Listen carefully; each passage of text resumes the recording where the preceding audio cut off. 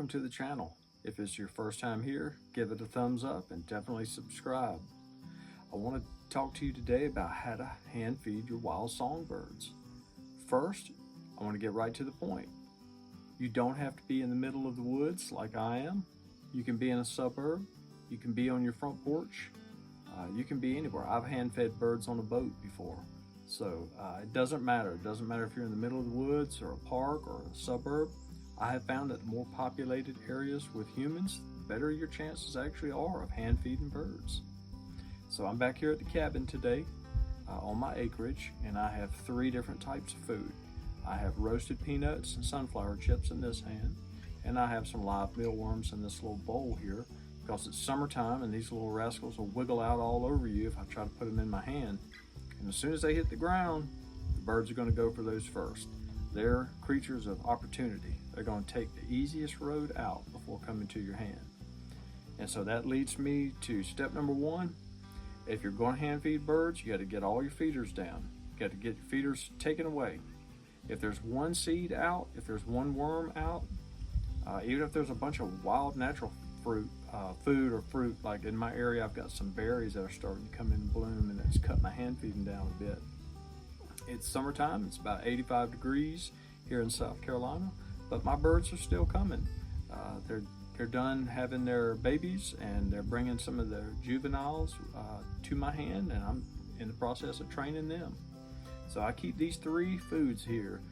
You can kind of see here with my iPhone how I get some of my close-up slow motion videos. So that's a pointer.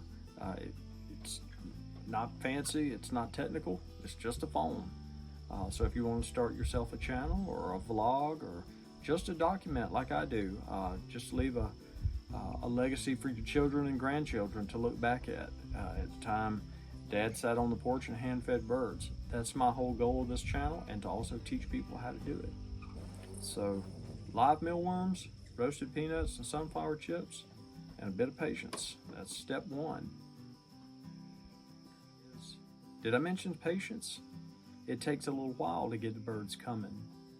Once you have a good relationship with your birds, it's just a matter of going down every day to your spot, your quiet spot, sitting out, and sometimes they'll even greet you halfway there. When I'm walking to this swing that I'm sitting in, before I take a step up onto the cabin, sometimes my pine warbler will land on my hat or land on my shoulder or land on the beams of the cabin and wait for me to put the worms out. Today I've got his worms in a little bowl, and he'll eventually come to my hand. He's not very shy, he trusts me, and I have a good relationship with your birds.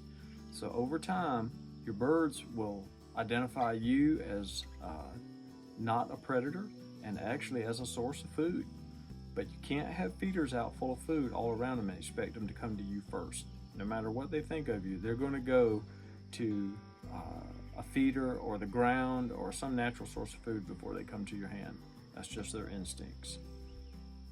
If you want to hand feed birds, get them used to you. Develop a relationship with your birds.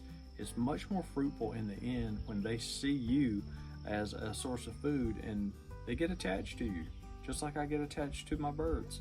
And then when they have their offspring, they'll bring their chicks to you. And then you're developing a legacy there with families of birds year after year. And so there are some species of birds, depending upon where you live, the colder the climate, the better, because birds become more desperate in the cold. They'll take much more chances in the cold, en masse. I've been mobbed by birds before. I have a video up, mobbed by pine siskins, I think. I posted a couple years ago where, I had them crawling all over me, literally like ants. They were crawling over me. It was pretty cool. That was a whole lot of fun. But that was an eruption year, and it was during the winter. Right now, in the middle of late spring, early summer, it's warm. There's a lot of natural food. Birds are going to continue to come to my hand because they know me. They know this is a safe source, and mealworms aren't readily available in abundancy like I have here in this bowl. But patience, the right kind of food, a little bit more patience, a nice, quiet, consistent place that you can go to, take all of the food down, and you be the only source of food. Let them look forward to coming to your hand. That's the great thing about it. When they see you, it's like dinner time. They know you're safe. They want to interact with you, and that's something that just can't be quantified in this day and age. To have a relationship with a wild critter like a wild songbird is special. At least it is to me, and I feel like it would be to a lot of you all as well. And I'd like for you to share it. There's a whole lot of people that hand feed birds on the internet, on YouTube, but there's not a lot of people that tell you how to do it. And they don't tell you how to do it during different seasons of the year, and how you have to change with the temperature. You have to change your food accordingly. You have to change how you offer that food. So there's a lot of variables, but it's not complicated. You don't have to overcomplicate things. You don't have to read a ton of books or watch a ton of videos. It basically boils down to the right food at the right spot with a consistent amount of effort each day. And doing little things like taking the food down, having a water feature nearby, something that's going to bring them into you already, and then realizing that there's certain species of birds that just aren't going to hand feed. Hand feeding kinglets, cardinals, doves, most crows, that there is exceptions to that. I even have a turkey buzzard that wants to hand feed, but I'm not letting him put his claws on my hands. Those guys, they eat carrion, and they're relatively nasty, but I've gotten super duper close with Ernesto, my turkey buzzard, and he wants to hand feed so bad that I can just walk right up to him and almost pet him. Occasionally he'll hiss at me, but I'm not going to let him hand feed.